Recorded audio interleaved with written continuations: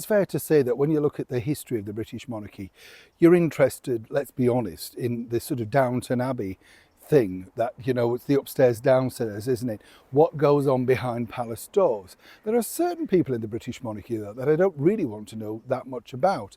You know, I'm quite happy with the public persona of Queen Elizabeth.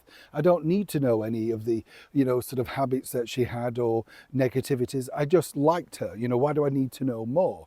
Of course, there are certain people that really were very thrilled and honoured to work for the British monarchy, including people like, of course, the infamous Backstairs Billy. Remember him, William Talon, a devoted sort of employee to the late Queen Mother, and sadly, you know, very much sort of thrown to the wolves, as it were. But as I pointed out in a previous video, you see, William himself was his own downfall because he literally became high and mighty. And that was the problem. You know, the staff then also disliked him because he had this very much aloofness. He'd been there, knew the score, and knew what he could get away with.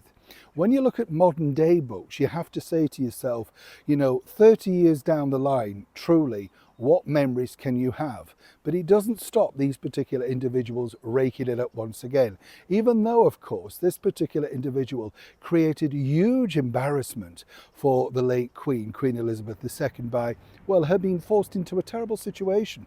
Let me explain.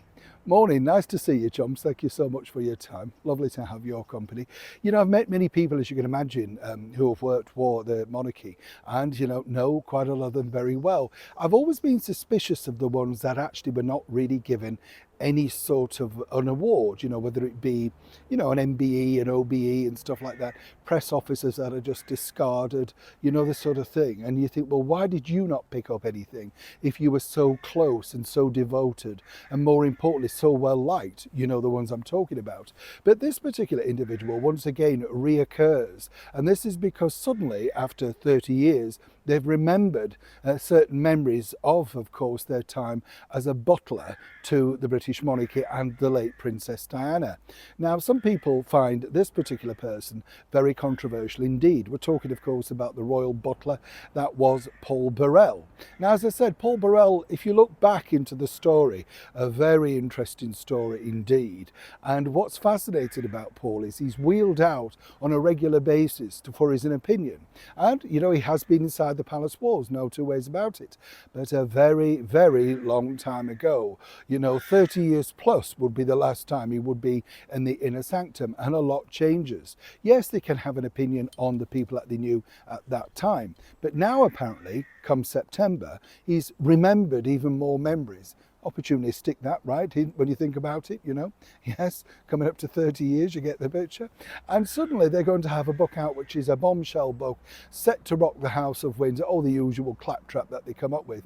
And I put it out to you, you know, the thing that I find interesting is about 2-3 months down the line, you find these books in the pound shop, the dollar stores, and you think, well, what did he get from it? You know, what did the book company get from it? Because unless they come up with completely, absolutely outrageous things, that, of course, have to then be verified, because in this legality world, as Harry found out and we found out, apparently he may have been a little bit, shall we say, a little bit economical with the truth.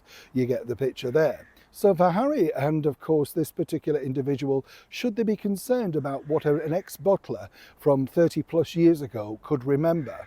And as I pointed out previously, you know, I also met and interviewed numerous people who stayed behind the scenes of the late and beautiful Princess Diana, and certainly didn't sell her out on every level. And what was interesting is their sort of, shall we say, memory of this particular individual is certainly not the memory that he's pushing out. Diana had many rocks, but they were a lot stronger than this person. And one in particular, George Michael, told me that. So whatever you want to believe, if you like royal books and you like maybe a little bit of fiction, this could be the book for you. Other than that, I think we know everything we need to know, right? Neil Sean, Kensington, London.